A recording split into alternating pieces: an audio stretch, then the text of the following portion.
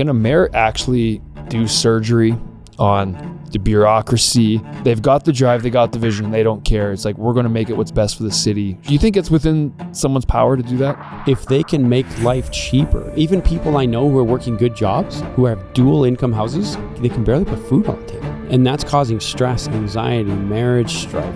How good are Calgarians at showing up at the polls for the mayoral and council elections? No, not that good. This is a really important election, so I really hope people will show up. I just thought of how we can really change the city. Want to hear it?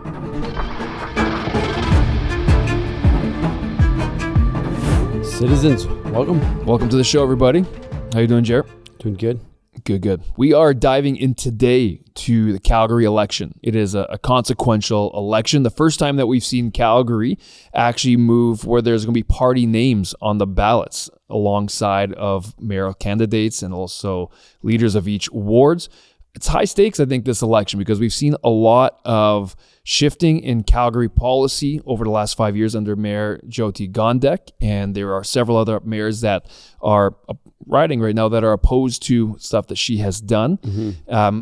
One of the things we're going to be hitting on today is how there is a large amount of Calgarians that are undecided. That is actually, if you want to ask who's leading the polls, it's undecideds are leading the polls. Why is that? So we'll break down each mayor. We're going to be going through the different wards in Calgary, the main issues. Also, we want to alleviate some confusion regarding the party system, the mayoral system. What does that even mean? I don't know about you, Jared, but majority of the people I've talked to are vastly confused and having a hard time even finding out where can I go to find out who are these people, what do they stand for, what does the party system mean, what do Calgarians care about? We want to help you guys bring clarity to this, and for those who are outside of Calgary and go, why do I care about this?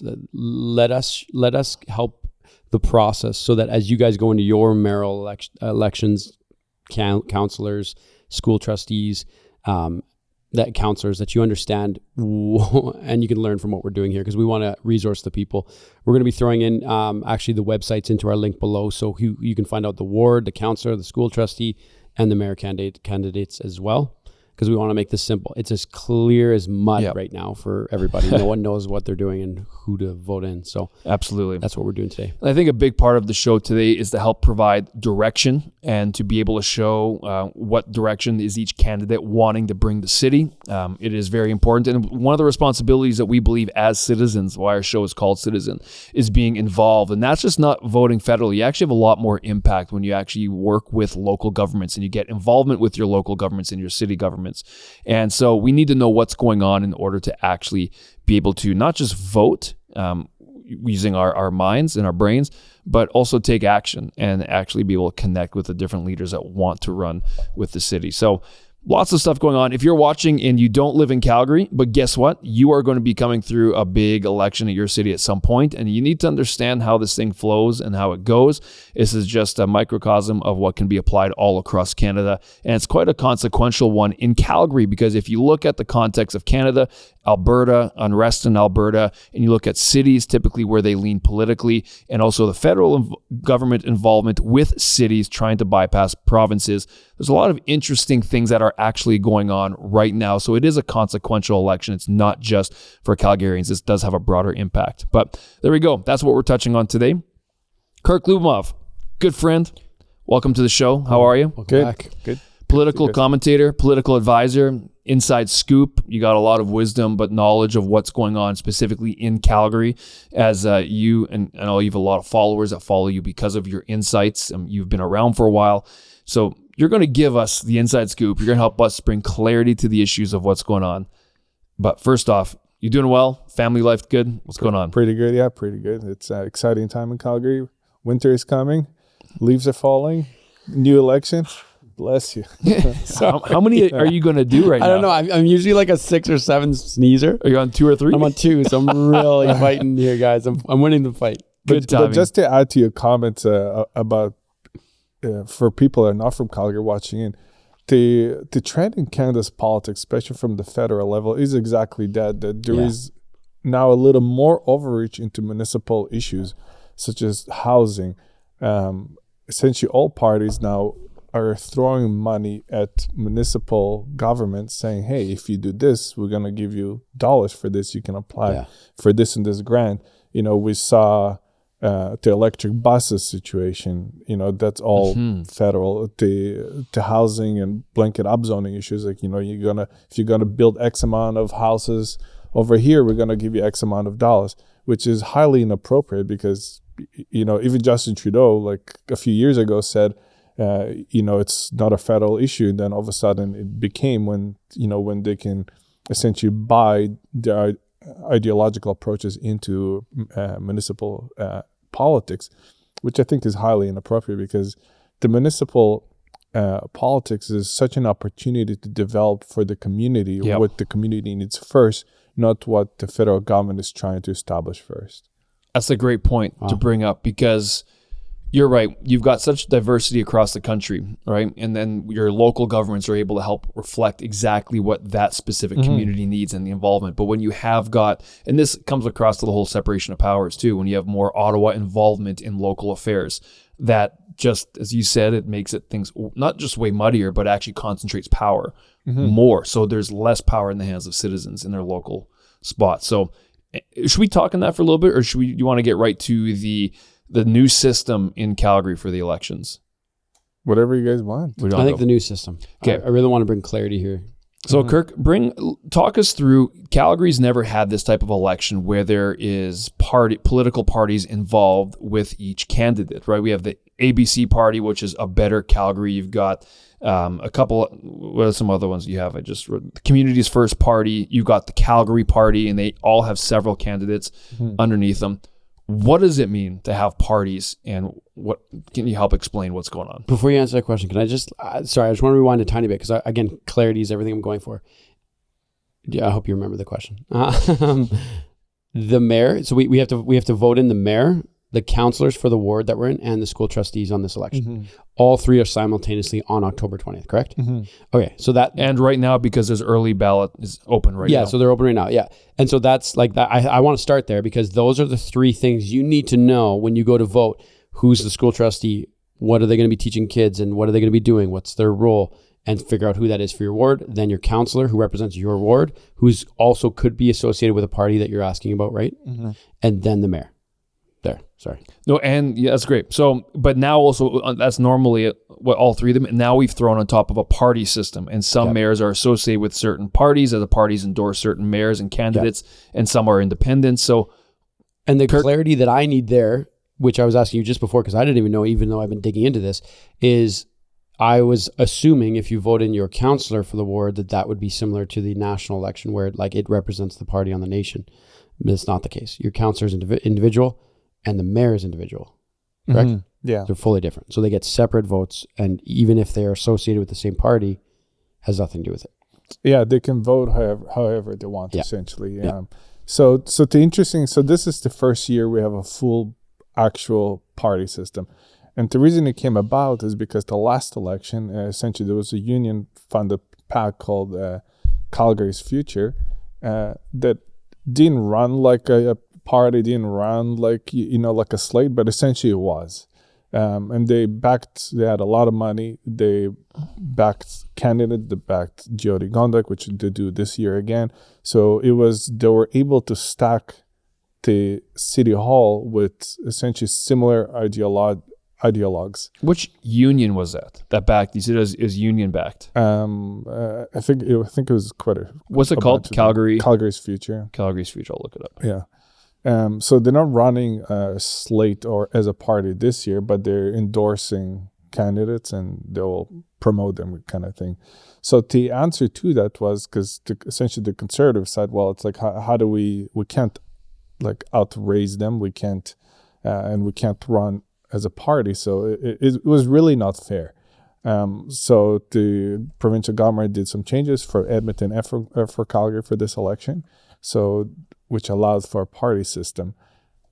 The issue is with the party system is they don't have to vote with a party, which is essentially a good thing. Most people running in this election are independent. They have nothing to do with a party, which is my preference in general because it gives you a more local representation. A more true local representation has to do with what the local communities need. But this election has, it has Communities First, like you guys said, the Calgary Party, which is the Calgary Party is the same people that elected Jody Gondek last year.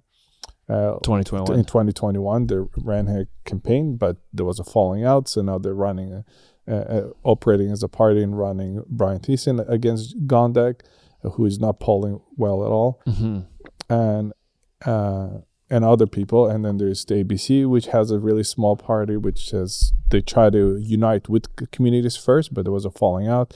So then they're essentially running people against each other. So there is a lot of moving things in this election, but my ask to be from Calgarians is just don't vote blind on a party basis, because it may not be your best representative. There's a lot of really good independent candidates that people should look at, and there's every party. Like for example, in my ward, the Communities First put in a lady that ran. Supported our old councillor who was not running, which was an awful councillor, and she actually wanted to get nominated under the NDP in provincial elections before. So I don't know. I don't get how that's a conservative vote. I don't get how that's someone who will represent our community well. So I have zero interest in voting for her. But we have really good independent candidates who will probably do better than her.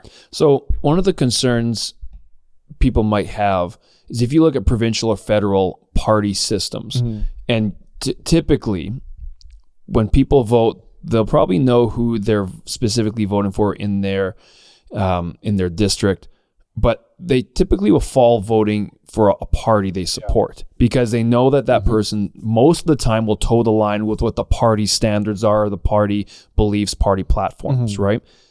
That seems to be different with the Calgary party system. Yeah, I think, and that's because it's really new. Okay. On the federal level or provincial level, you essentially have binary votes, right? Either vote left or right. There's there's no independent candidates or anything like that. So the system in Calgary is too new for people to be like, okay, this is what they stand for. Communities First was the only party who so far signed a declaration that they will repeal blanket upzoning as a party. So, which is probably one of the biggest issues in Calgary right now. So that's essentially the only thing most people have to go by. So I don't think there's enough familiarity from people to say, okay, we're just going to vote for this party because they stand for this. Even right before the election, some of Community First members voted against Sonia Sharp's motion, which, it already tells you that they will vote differently and when it actually comes to issues. So that's the kind of tricky part. I just don't think there's enough familiarity in Calgary with what the parties are. Definitely there's not enough familiarity. No. Everyone I've talked to didn't even realize or even fully knows what it means, because you've got people like Jeff Davison, who's an independent, but yet he's endorsed by the ABC. From what I'm seeing. And you've got Jeremy Farkas. So Farkas and Gondek are leading, but they're both running as independents. Even though Gondek last election, there's no parties, but she was backed by what you're talking about, which is now associated with a specific party. Is that correct? They're not running a party to Calgary's future. They're just endorsing candidates. I see. Okay. So they'll be probably promoting, and they're really aggressive and really good at promoting candidates, and you'll probably start seeing the push before the final. So it's still very important to know what is each person truly stand for when it comes to the main issues with Calgary. Party, it's almost like, can you almost set aside the party they're with, do you think? Yeah, I would encourage people to even get to that point, because you really need to. This is a super important election, because the last election, essentially the ideological left, let's just call it, were able to stack the city council in a way that they can pass anything, right? They have 8 votes. That's right. And that's why they were able to pass almost anything. So if you want for actual change in the city hall, you want to capture the city hall. You want to make sure that things are getting passed that are good for the community, that the community is being listened to. So it almost has nothing to do with the party system. We just want to make sure that you have good representatives that actually listen to you. Yeah. Yeah. So you touched on something there. We said 8 votes. So there's 14 wards in Calgary. So there's 14 councillors going to be elected plus a mayor. It requires 8 votes because that's the majority of the 14 to actually push through. In 2021, so the last 5 years, you said it's been a progressive council in terms of being able to push big things through, like blanket rezoning. Obviously, property taxes is an issue. Yeah. So when you have a progressive bench like that, for people who don't think that way, it's concerning because there's issues that, and we could easily say, have not been great for Calgary as citizens that have been easily pushed through. So that's why it's important to know who are you actually putting in those seats, because the votes really matter. It's not just the mayor, right? It's it's the councillors in your ward that are vital. Yeah, 100%. Yeah. Or else we're going to get 4 years of more things that are getting pushed into Calgary with less. The trend in Calgary has been in the last 4 years is moving away from listening to communities, listen to community associations, and more towards central planning, which is exactly the opposite of why you essentially elect a city council to begin with, because those are your local representatives, right? They know what's going on in your community. They rub shoulders with people that live there, and they should be listening to citizens. But the trend has been moved towards centralized planning, that the city knows best, the city admin knows best, and they'll tell you what's going to happen in your community, which is exactly the opposite of what local planning is. So this is a really important election because of it. So just before we dive deep into it, if it's the councillors that hold the votes, what power does the mayor have? Well, the mayor is a vote as well, right? So it's still good, and of the 14, of the 4, yeah. Or is it another vote? Yeah, and so it can be a deal breaker in certain situations. If it's 7-7, yeah, and but it also sets the tone, and we really need a complete tone change in the city of Calgary.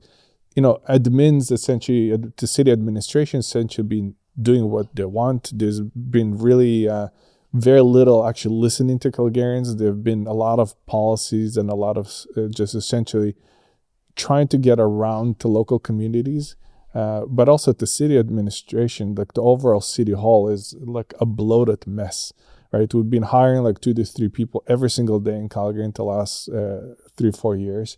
That you said that before, and I'm just like, that's 2 to 3 people a day for 3 to 4 years. Yeah. So we have, what are we doing? We have nonstop bloat, right? So 4,000. Yeah, we've fish. the city of like it's been growing nonstop. Where do you get that from? How do you know that? I posted the stats on it, but does anyone? What I mean by that question is, does anyone know that? Is there where's that pulse on the day to day where people can see that happening? Like, how'd you catch that? Well, you can like the issue with municipal politics. A lot of people don't really. Are not as involved in it because you have to go through, and it's not as, Statistics Canada, you can go on the website, you can look up some financials, they post a lot of interesting stuff. We don't really have the same depth into municipal stuff, right? So you have to really dig through, like even just to get through the municipal budgets, you have to dig through, and it's not as black and white. So you kind of have to be following this stuff, but it's a mess, right? We have a whole climate emergency department doing, who knows what. Are we still in a climate emergency from when Gondek declared that early on? Yeah. Okay. It's why? It's an insane declaration, and the city's own budget, the city's own numbers on it is that we're going to lose billions of dollars preparing for this climate emergency.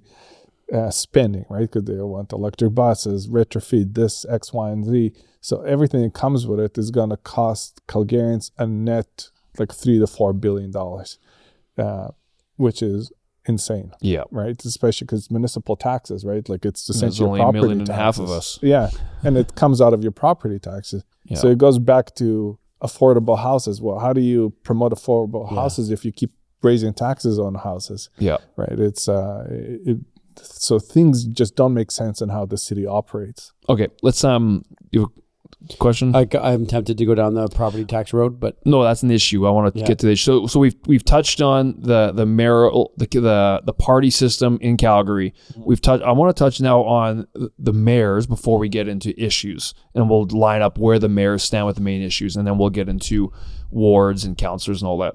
So there's a lot of mayoral candidates, but really it comes down to top 4 or 5 names that have got some sway and that are polling. I'll just name them off, Kirk, and let's start talking through them. Right now, you have the incumbent with Jyoti Gondek, right, who's been the mayor for the last 4.5 years or so. She's polling, from what I've been seeing as of today, around 13%, give or take 12%. And then again, polls are polls. Mm-hmm. You have Jeremy Farkas, who is been around in Calgary for a while as a councillor for years. He stepped down recently, right? Yeah, last election. He took a 4-year break. He took a 4-year break, but he's running for mayor, and he seems to be leading the pack at this point. Is that correct? Yeah. Okay, so we'll get to what they stand for in just a second. Sonia Sharp, who is a former councillor, she stepped down. She's not running as a councillor because she's running as mayor. For me, in terms of ground game, I've seen more of her than anyone else in the city. I'm not sure if it's just the area I live in. As far as signage go, you mean? Well, social media, signage, doing interviews with our buddy Tucker. She did an interview with him. So I've just seen more of her than anyone else, to be honest. Mm-hmm. I haven't been actively looking a ton. Jeff Davison, independent but endorsed by ABC, and then Brian Thiessen, who's part of the Calgary party. So those are the top 5 from what I'm seeing. What are you seeing? Yeah, I think those are legit, I would say, qualification their positions. You know, Brian Thiessen is his campaign is the same as the campaign that elected Jyoti Gondek last time. Okay. Run by Stephen Carter. And the same group that backed and ran her campaign is now running his campaign. Yes, yeah. Okay. And he's part of the party. He's not polling well. I don't think he has any chance. And he's been essentially is not against blanket upzoning, is not against really some of the big issues in Calgary. Yeah. Is not debating really good, and for some reason he's picking fights with Daniel Smith already. And it's so it's a really bizarre. I don't know if he's just losing it emotionally at this point or stressed or what. This is Brian Thiessen you're talking about? Yeah. But it's essentially is not really even worth mentioning anymore at this point. You know, the top 3 I think are really important because there's still a lot of undecided voters. Yeah, as you mentioned, and I think it'll be interesting thing what will happen once people get into the booth. And the reason I'm saying this, a lot of people don't want to elect Jyoti Gondek again, right? They've she's Nenchi's protege. She's been we've seen for how she performed for 4 years, and she's really unlikable. I think it's quite fair to say so. So I think what's interesting about the Jeremy Farkas campaign is it's a lot different, right? When he ran for his ward, he was a conservative, fiscal conservative. He's completely 180 from that. A lot of his team are NDPers. He's very he went under Nancy's wing for a while there in the last 4 years. He took off, but he's also running, I think, the best campaign out of anyone in general. He casted a really wide net. Farkas is always a person who will show up to any event just for a photo, right? So he's at places and shaking a lot more hands than I think anyone else is. But I think there'll be an interesting vote by a lot of people. I think they will think to vote for him rather than, for example, like Sonia Sharp, just so they won't get a Gondek in. And I think that'll be one of his, probably one of the most interesting polling things we'll see at the election is how many people are voting for him just because he's not Gondek. Yeah, interesting. And I think that's where a lot of his popularity is. But he's very wishy-washy on actual policies, wants more affordable housing. We don't really know where he stands on blanket upzoning. It's a very high level, typical political brushstrokes that we don't really know what you actually stand for. Will he return to his conservative roots a little bit? I think he might on certain things, but it's really hard. I think he's just trying to appease to everyone right now. And so it's really hard to see what he actually stands for. With Gondek, we already know her history. And she's not really changing from anything. She tried to, when she first announced her election, she tried to reinvent herself a little bit, but it's a little bit hard at that point. I think the Sonia Sharp is definitely the conservative choice. Okay. She already came out against blanket upzoning. The whole party did. The key is really just to get voted for her, I think, is to get voters motivated to come out and vote for her. Yeah. I think that'll be her biggest challenge. Is we need those people to show up, and she can't afford to have people switch to Farkas because they don't want to get conduct elected. So she's stuck in that position. And Jeff Davison is polling okay. Last election, he thought he was polling really well. And I'm like, Jeff, like, I don't know who's doing your polling, but, the math doesn't work out. Yeah. And of course, he came in like fourth or whatever, like he came way behind. He's in the same position now where it's like, oh, I'm going to win kind of thing, where I'm looking really good. It's like looking really good and winning is not the same thing. So there is that vote split with conservatives again, which is what got us conduct essentially more or less last time. So if he steps out, I don't think he will. But I mean, he hasn't even quit his day job. So how do you so sure that you're going to win the mayoral election where you still didn't quit your day job, right? So it's a little bizarre from that point. But if he steps out, it definitely will make Sharp positioning our chance of winning the election much, much stronger. So we got Gondek, the incumbent. We've got Farkas, mentioned Davison, and you have Sonia Sharp. That seems to be the top four right now. We're not sure where it's going to lie, but we know in terms of the polling, majority of people in terms of voters are undecided.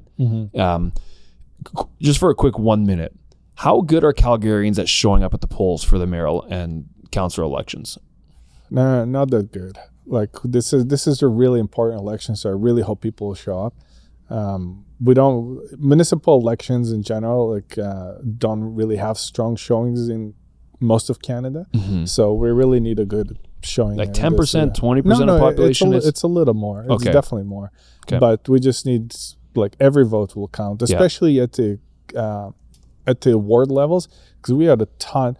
The difference is this year we have a lot of incumbents that are not running again in wards, but we also had a ton of councillors that got elected last time by 100 votes, by 80 votes. So really close. It's really close. So if you actually want to change or someone new, or every vote counts. Yeah. Okay. Yeah. So last mayoral election 2021, we had a 46% turnout. Okay. Advanced poll, 141,000 votes. So what is that, like 600,000 people? 700,000? Yeah. Okay, cool. So we talked through the party system. No, only a total of 393,000 votes. Wasn't Calgary like 1.4? It's Calgary's adults. Yeah. Oh, of course. 847,000 available or possible in 2021. So I imagine those numbers are going to be quite a bit inflated now. We're probably approaching 1 million. I'd guess. I don't know. That's actually a big issue all across Canada, because every election there'll be 10% more probably. And because of mass immigration, the demographics of voters completely changing. Yeah. Okay, so we got through the party system, talked about that. Let us know again in the comments if you guys have any thoughts or questions still about it. We talked through the top 4 mayoral candidates. What's really important to get through before we dive deeper on the candidates and vote for is the big issues in Calgary. And let's start here, Kirk and Jer, with the last 5 years. What's gone wrong in Calgary? And can we identify things that have gone right? And obviously that would be under the leadership of Mayor Jyoti Gondek. So it's easy to judge her because there's an actual track record of showing what she has stood for. What's been happening in the last 5 years, and what are the major issues we need to look at? Yeah, I think blanket upzoning is one of the most probably top 2 biggest issues in Calgary. And it's a policy that they brought in last year. That essentially allows builders to do whatever they want to do in Calgarians' communities next door to their houses without much consultation from the community. So, and it came under the excuse that we need to build more houses, but the issue is what kind of houses are we building, and how do we, engage the community when developers can build for profit, and a lot of it is getting now advertised as investment. You don't get the same houses built that the community needs, but it also, the character, the quality, everything completely changes, right? So, you can put 8 units essentially next to a typical detached house. So your house, my house, everyone's houses, right? So what it does, it gets rid of the detached housing supply in Calgary. It makes it more expensive. but also within the communities, it brings more traffic, right? There's, because a lot of those units, a lot of the new developers don't have to have any parking associated with them. So you can put 8 units all of a sudden on a cul-de-sac, and you have, 16 more cars, could be 8 more cars. For sure. And you have nowhere to put them. So the actual quality of city planning has gone completely down the drain. And even you just look at the new communities that are being built, the road infrastructure is insufficient. We barely have any public transit. Like Green Line is another topic, but it's a byproduct of a very poor city planning, right? Why would you not build communities with public transportation in mind, like with C-trains and all that stuff, instead of coming in 20 years later and saying, well, now it's going to cost us $10 billion. It should be built in as part of the city development, but it's not.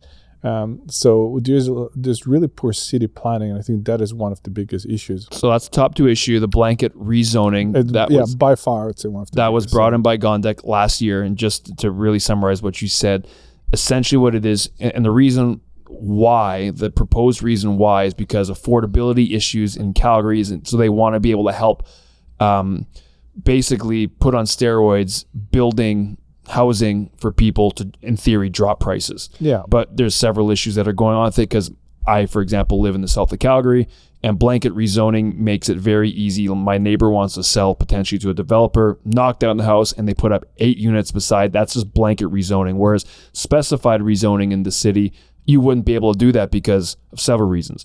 Infrastructure doesn't handle it. The roads aren't there. You don't have all the things you need to handle that much excess people if everyone did it. So, well, and it's a band-aid solution. Like instead of lowering property taxes, increasing economic investment opportunities for people to make more money, just essentially have better lives, we're band-aiding the solution by adding just basement suites and everything. Like even my neighborhood, I was telling you this before, there's basement suites now being like built in every single house that's there, but there's no change to the infrastructure, to the parking, to the roadways, to the parks, to the garbages, there's just no space. Yeah. And so every road, like in all of our neighborhoods, there's just cars parked on every single road, double side all the way along everywhere, and basement suites and everything. And so it's like you've just doubled the amount of people in the square footage spot. And that's not even talking about you're talking about 8 suites, condos, or never mind that. That's massive.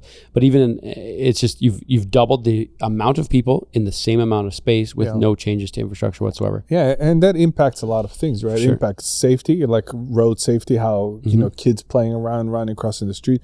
There's just physically more cars, so there'll be, just as a nominal statistic issue, it'll be more chances for accidents. Right? To navigation there's more, pollution, more traffic, all of it more.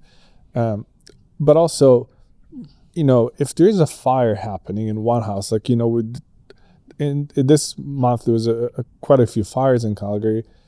Actually, just four of them, but they burned down like 12, 13 units just because one house catches on fire. They're so close. But they're also multi-dwelling units now. It just burns other people's houses, which is insane. But one thing that you pointed to, which is I think is really important and quite overlooked, is the congestion part. And a lot of places in southeast of Calgary especially, that it's hard to even get through because there's cars parked everywhere. It's hard to even get through the middle of the road. But it also slows down emergency responses. So if people have, emergency responses like firefighter, ambulances and all this, they essentially have a standard by how fast they need to reach a property, or else the damage escalates, to chances of mortality escalate. And all those numbers are much harder to reach now because of this poor city planning. That's why we're seeing a lot of issues with that, those first responders, because they have physically a harder time to reach places now. Yeah, it's a big deal. Okay, so blanket rezoning. Now bring it back to the top 4. Obviously, Gondek is for it and keeping it, I'm assuming, because she brought it in. Is that true? Yeah. Okay, so if you're voting for Gondek, you're voting for keeping that. If you're voting for Farkas, Jeremy Farkas, he's come out and said he opposes blanket rezoning and he pledges to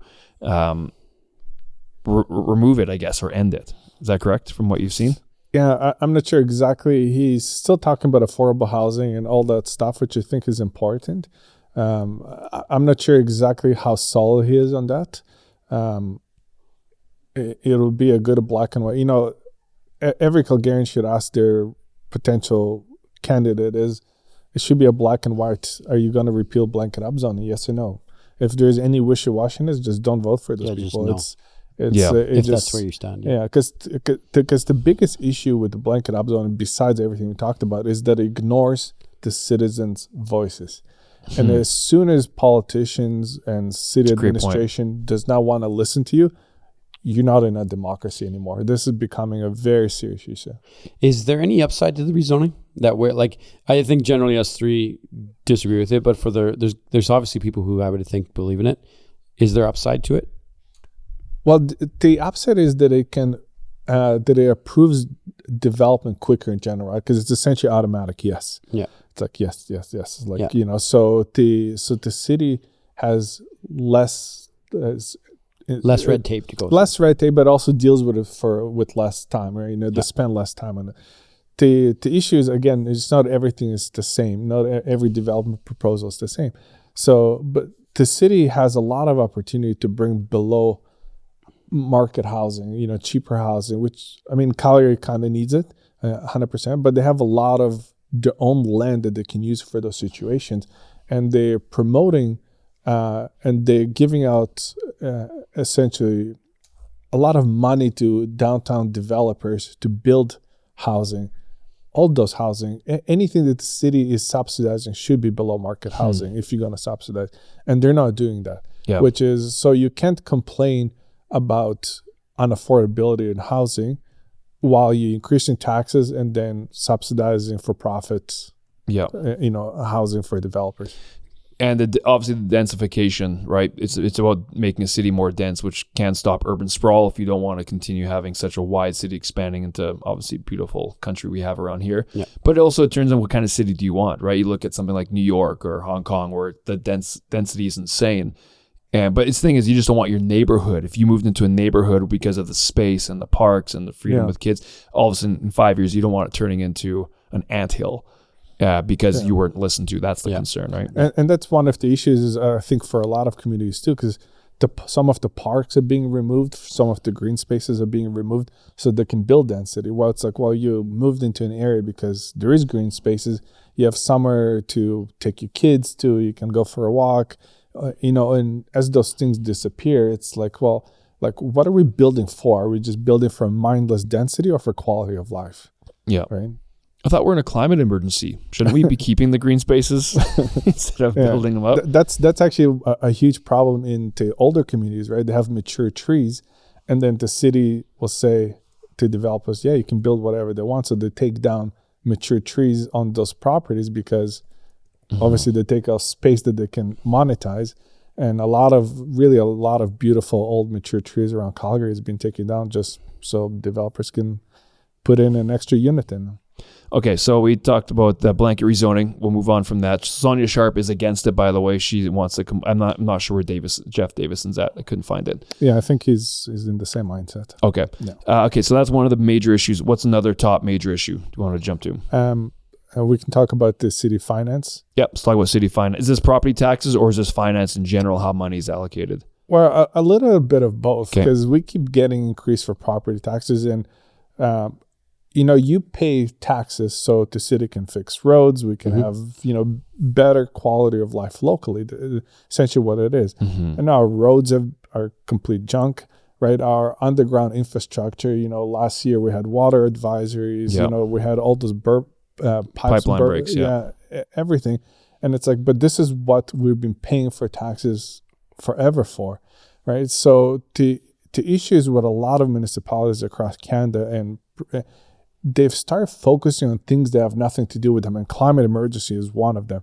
It's like, let's fix, like, your focus should be completely local. Yeah. If you're addressing climate emergency, like, plant more trees. Yeah, address it in your locally responsible tasks. Yeah, like as part of the city planning to make life better. Right?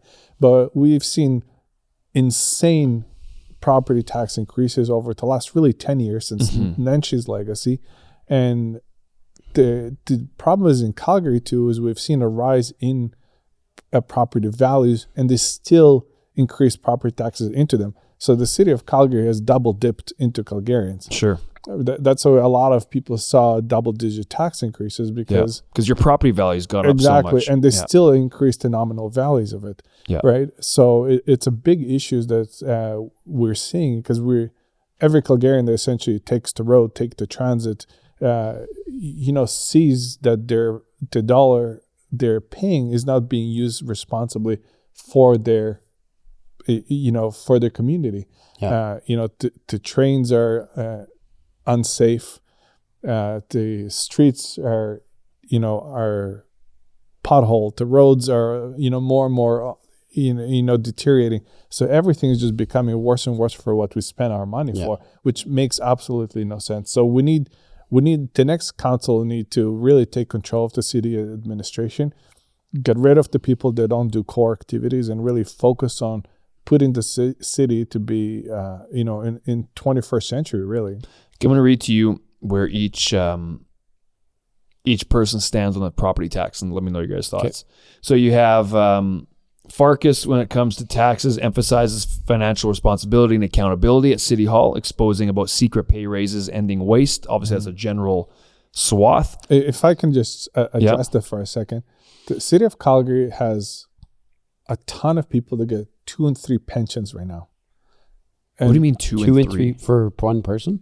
Yeah, like there's hundreds of people that get 2 pensions and 3 pensions, right? The mayor gets 2 pensions. We had to unpack this. And nobody even realized that they've been getting this for years till essentially this year. And the city of Calgary has essentially a committee that kind of approves it or is supposed to be discussing it. But it was never officially approved 10, 15, 20 years ago, whenever it was first put in place.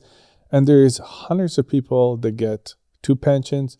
There's over 100 people that get like 3 pensions. So there is a ton of waste in the city. Do they do 3 different jobs? So no, they just get is just part of the compensation plans they then be put in, and nobody really talks about it. So there is a lot of issues in the city of Calgary finances that is just not black and white, because until you really dig into place, you're like, oh my gosh. You know who's not talking about it? The people getting 3 pensions.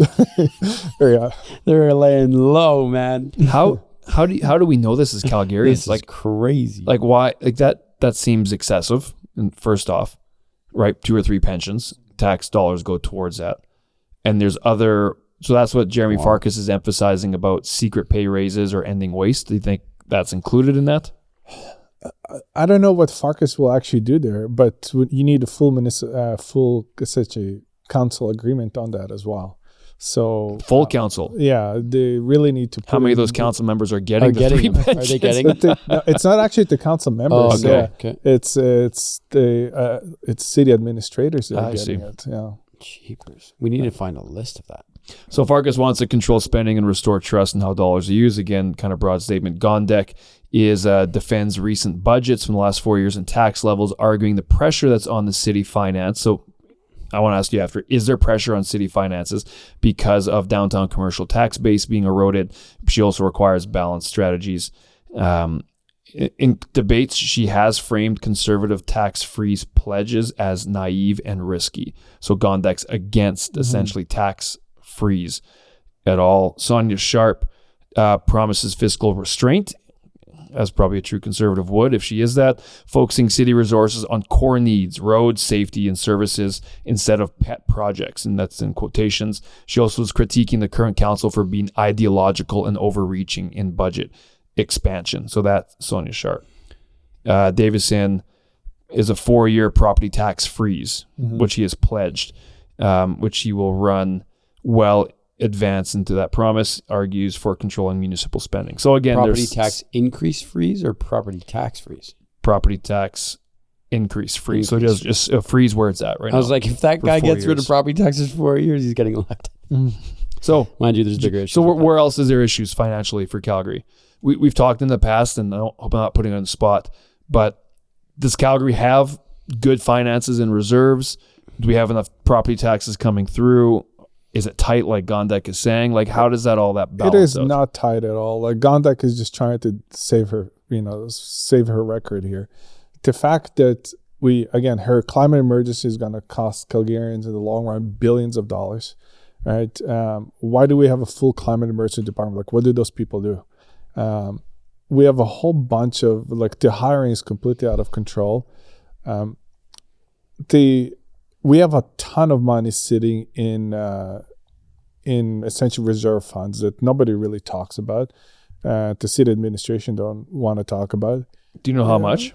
There's a lot of money. I'm not sure exact amount, but I would bet hundreds of millions. Okay. So the only reason that we have all this reserve money is because Calgarians get overtaxed to begin with. So that's where the money is coming from, right? And that's why you see all the time when there is issues that need to be money pumped into like the arena deals and all this. It's like, okay, we have a little money here from this and that rainy day fund, and we've seen the city reach into those for different areas. Like, do we really need to retrofit everything for electric buses right now? When we have water pipes bursting in the city, where we have potholes, everything. Do we really need to spend hundreds of millions of dollars on that? It just, there's a lot of things that don't make sense. So we really need to bring everything in focus. The city is just out of control. The management is just completely out of control.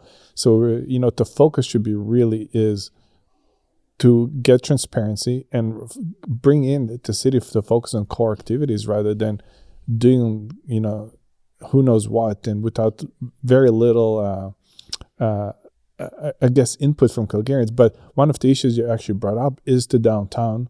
The way the city of Calgary essentially calculates property tax, it's a split between the downtown and residential properties. And Calgary's downtown vacancy has one of the highest vacancy rates in Canada, right? We have essentially a 30% vacancy rate in our downtown.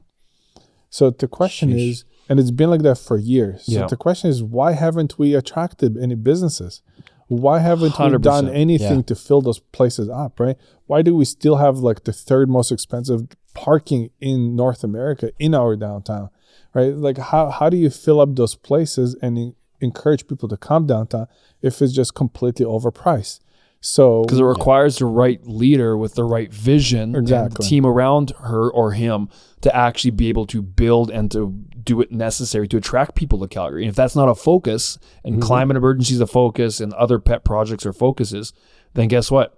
What they rely on are Calgarians to pay the difference to make up for that. Well, exactly. And taxes have always been a byproduct of a failed policy, right? Because it's always easy to reach to someone else's pocket and say, we'll just take more to pay for this because we couldn't do this. Well, it's like, no, but why couldn't you do this? That's the core problem, not that the fact that you can just take more money out of our pockets. I just quickly ChatGPT'd it, and it says there's across all reserve balances, the total is $4.2 billion in reserve. The unallocated amount of that $4.2 billion is $396 million. That's unallocated, so there's no purpose for it. Whereas there are allocations for the other amounts. 30% for operating, 46% for capital reserves, sustainment reserves, 24%, et cetera, et cetera. But $400 million almost. No, it's uncommitted. Yeah, so they could essentially cut property taxes and still have money left in the bank.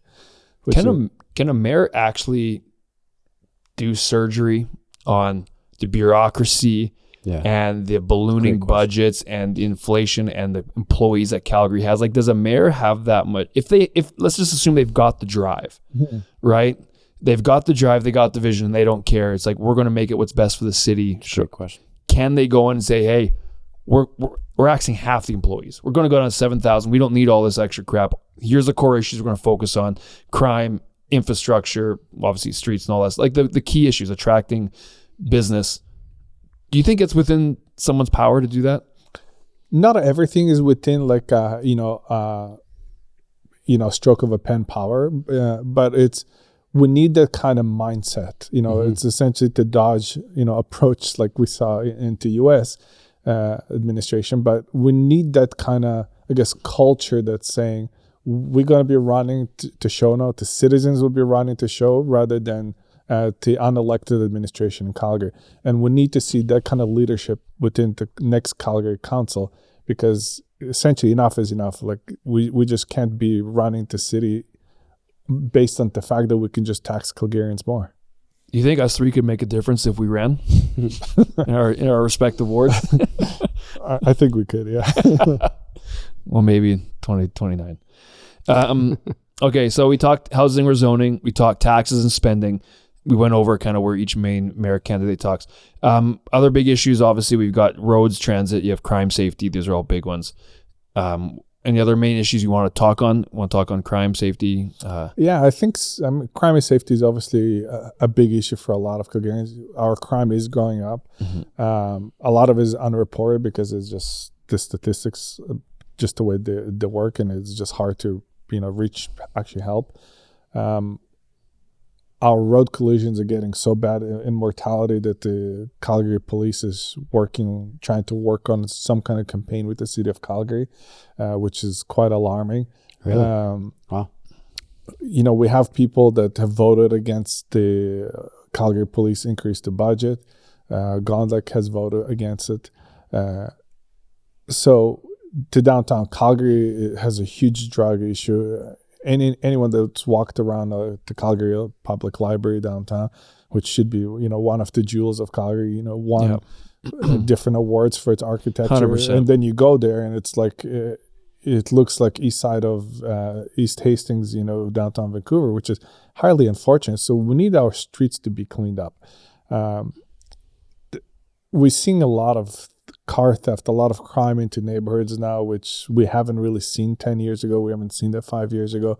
So it's a big issue for Calgarians to feel safe in their own homes.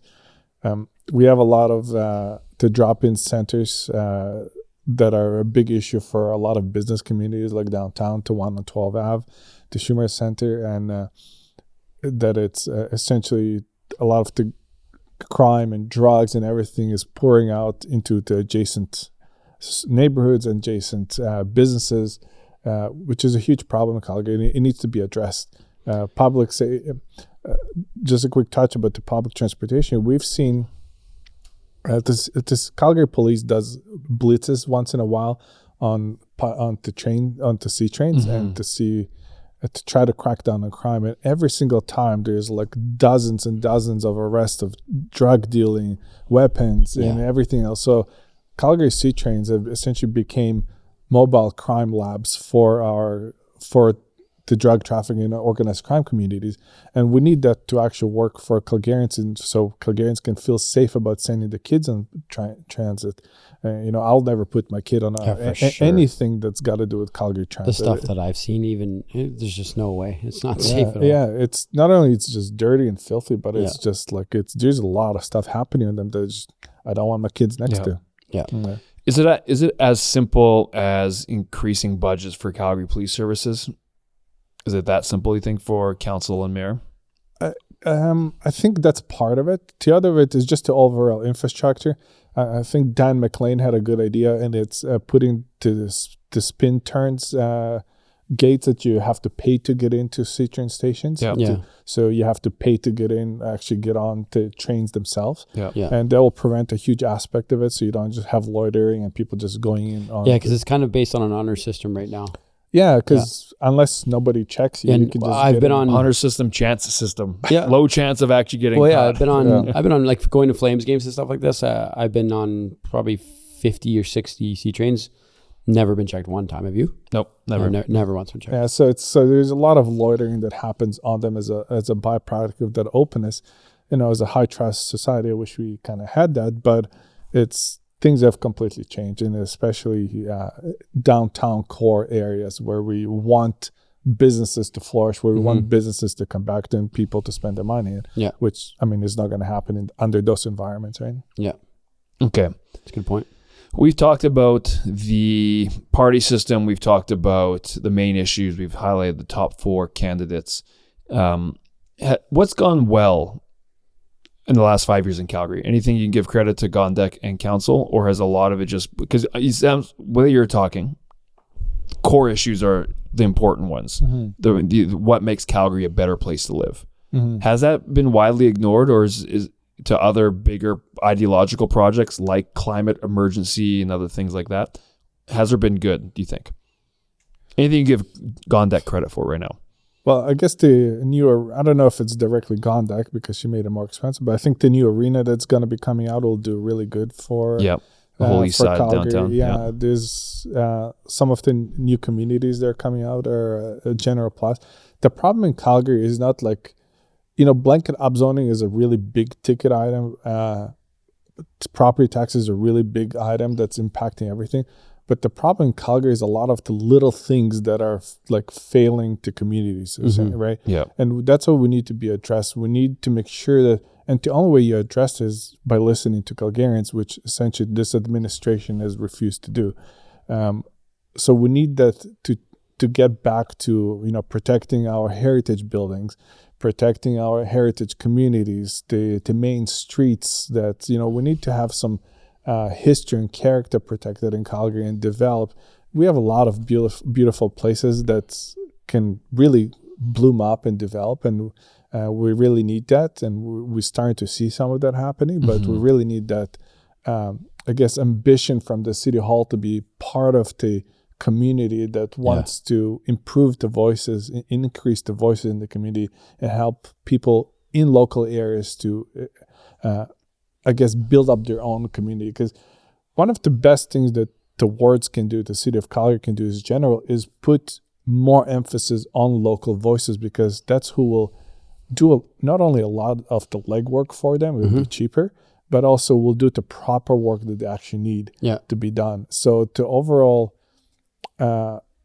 unfortunate, direction the City of Calgary is moving to is less input from communities and more towards centralization. Calgary has a unique thing with community associations. A lot of places across Canada don't have those. So, and the City of Calgary is trying to keep going around community associations or not listening to them, but those are your heartbeat of your communities. So if you start empowering the local communities, you can change a lot of things in Calgary, and we need to see that. One of the things that surprises me on these campaigns is that there's not a huge push, at least not that I can see, and correct me if I'm wrong, to make life cheaper for people. Like property tax is probably the only clear one you can see, is if they're against lowering property tax. And the reason I emphasize this is because there's such a tie to overall happiness and prosperity and wealth, or lack of. And it seems like poverty and homelessness is on the rise. I spend a lot of time talking with people and trying to help them and any chance that I get. And I often will ask them questions. And a lot of the times I get crazy answers of like, oh, I actually do work a job over here, but I can't afford a house, so I'm homeless, but I have a job and I do this and this. And like we had a guy knock on our door. I don't even know if I told you this, David. We had a guy knock on our door he didn't knock on our door. Tamara was, it was the day that I flew away, of course, or the day I'm gone. Tamara feels this guy like kind of looking at them from the park. She sees him. She feels uncomfortable. She's like, yeah, I'm going to go inside. She goes inside. He follows her all the way to the door. And all of a sudden she turns around and goes, stop right there. Stop. And he was very rough looking onto your driveway. On our driveway. So he's standing at the base of our sidewalk. And she goes, what are you doing? Like, what are you following me in my house for? And then he goes, can I stay here tonight? What? And she goes, excuse me? Can I stay here tonight? And she goes, no. And he goes, well, can I get a blanket and a pillow at least? And she goes, yes, I'll get you something. Do you have food? And so she gets some food and blanket and pillow, which it's like, you work hard to try to live in a place that's safe, where I don't have to worry about flying away and my wife's safety. You know what I mean? Like my wife and kids were there alone without me. And of course it happens without me not being there. And luckily it wasn't a dangerous situation. He was good. But that's, she asked him a question. This is what I was going to say. She said, do you have a place to stay? Like, there's places you can go to. And then his first answer was, it costs me $10, $12 a night to go to those places.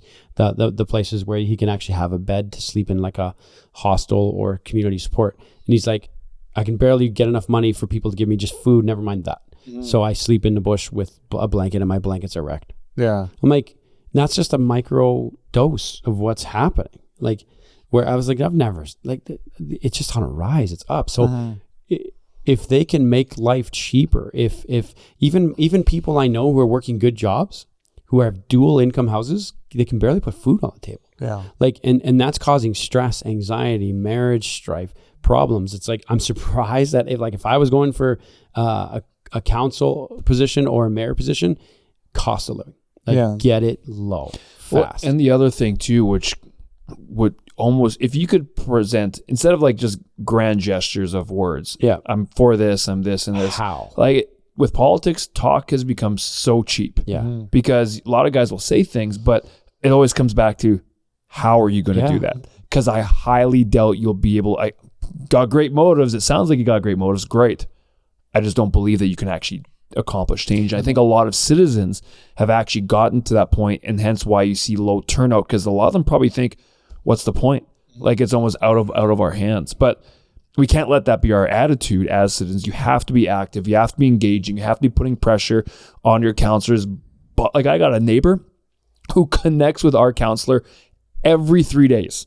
That's so good. Even if he's got nothing to connect with, he's in his face. That's just cool. And it's, they got a relationship, but he's in about things that's bugging him, things that he needs to see change. Imagine if you multiplied that by 100. Imagine if you made it so tough that you made your councillors think about every single thing they're voting for because you're actually on them for it. It stems down from us as well, but we can't just abdicate the power and just say, do what you want. I'm helpless anyways, because you're not. But that's how we work anyways. Yeah, it's a heartbreaking story, really, because, and that comes from all different level of governments who I think have a responsibility in that affordability.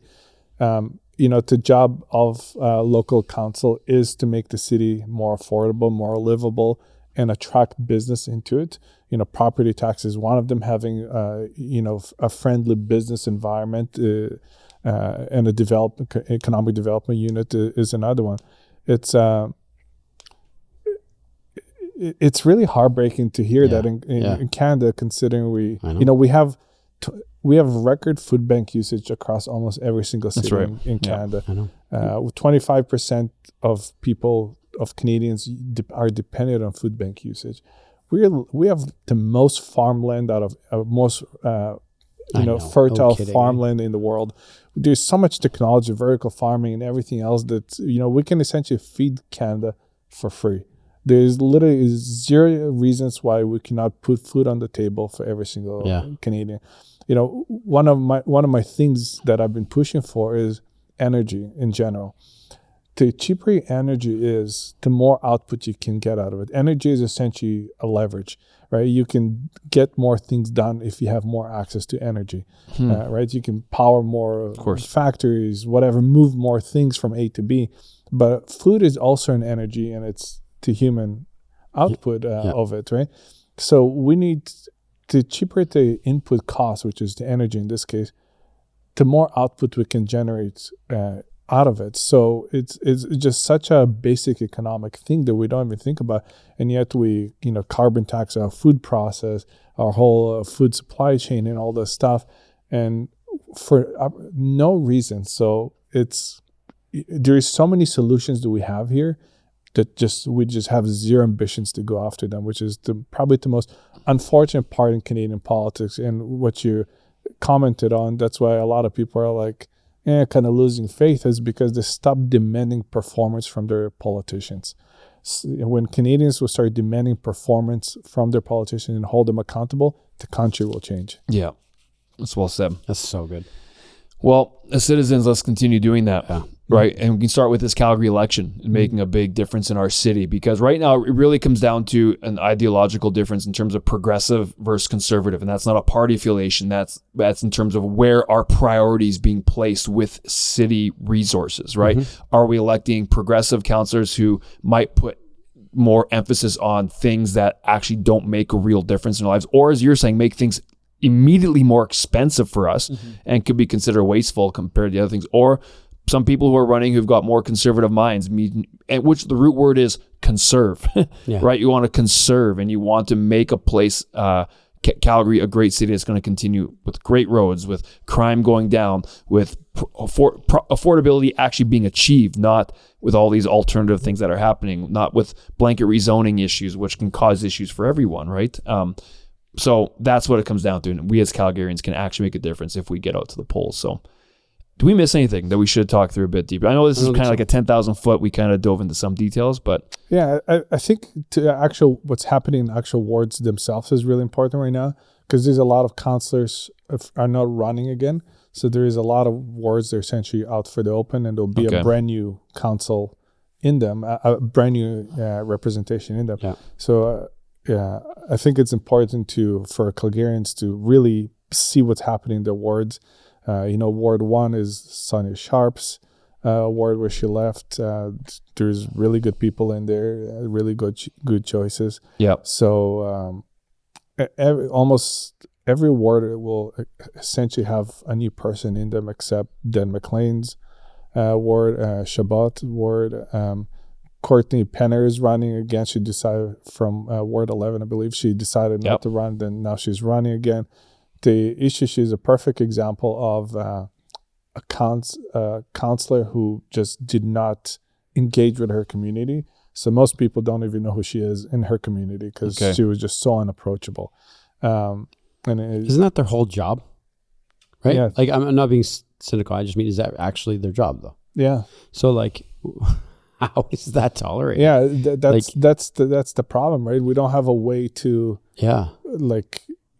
the province put the recall legislation in, and they changed it a little bit now, but it's impossible to get rid of those people once they get in until the next election, which is so unfortunate because it's such a waste of time, right? If I was a counselor in my ward, I'd legit be every third Saturday.